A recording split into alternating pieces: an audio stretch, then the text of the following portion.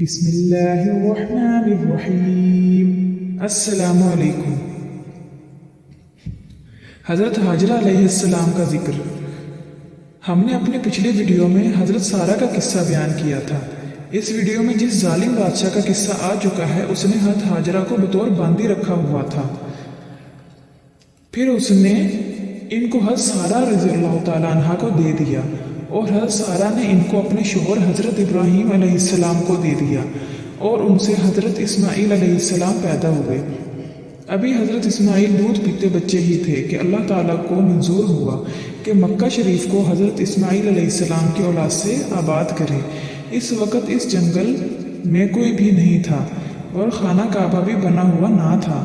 اللہ تعالیٰ نے حضرت ابراہیم علیہ السلام کو حکم دیا کہ حضرت اسماعیل اور ان کی ماں حاجرہ کو اس میدان میں چھوڑ دو، ہم ان کے نگہبان ہیں۔ خدا کے حکم سے حضرت ابراہیم علیہ السلام ماں اور بچہ دونوں کو لے کر اس جنگل بیابان میں جہاں اب مکہ آباد ہے پہنچا آئے اور ان کے پاس ایک مشکیزہ پانی کا اور ایک تھیلا خرما کا رکھ دیا۔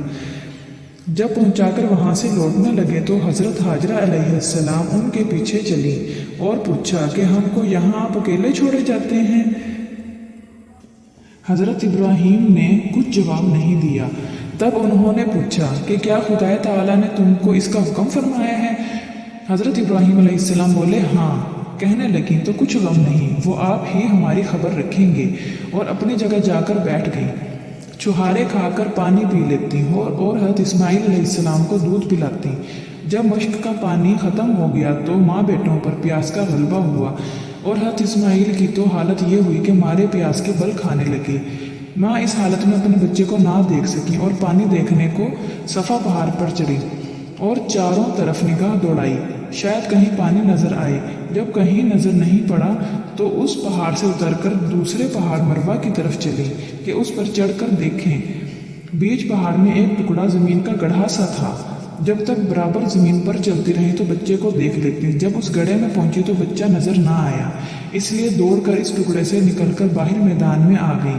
غرض مروہ پہاڑ پر پہنچی اور اسی طرح چڑھ کر دیکھا، وہاں بھی کچھ پتہ نہ لگا۔ اس سے اتر کر بے تابی میں پھر صفا پہاڑ کی طرف چلی۔ اسی طرح دونوں پہاڑوں پر 7 پھیرے گئے اور اس گڑھے کو ہر بار میں دوڑ کر طے کرتی۔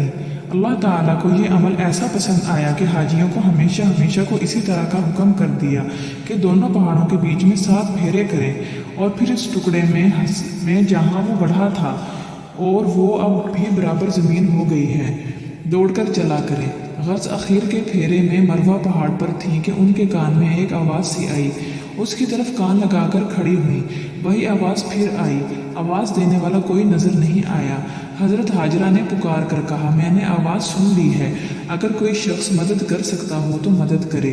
اسی وقت جہاں آب زمزم کا کنواں ہے وہاں فرشتہ نمودار ہوا اور اپنا بازو زمین پر مارا، وہاں سے پانی ابلنے لگا۔ انہوں نے چاروں طرف مٹی کی ڈول بنا کر اس کو گھیر لیا اور مشک میں بھی بھر لیا اور خود بھی پیا اور بچے کو بھی پلایا۔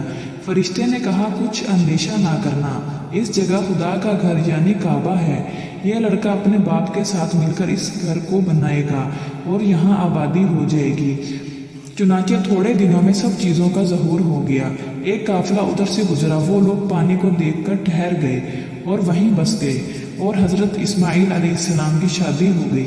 پھر حضرت ابراہیم علیہ السلام خدا تعالیٰ کے حکم سے تشریف لائے اور دونوں باپ بیٹوں نے مل کر خانہ کعبہ بنایا اور وہ زمزم کا پانی اس وقت زمین کے اندر اتر گیا تھا، پھر مدت کے بعد کنواں بن گیا۔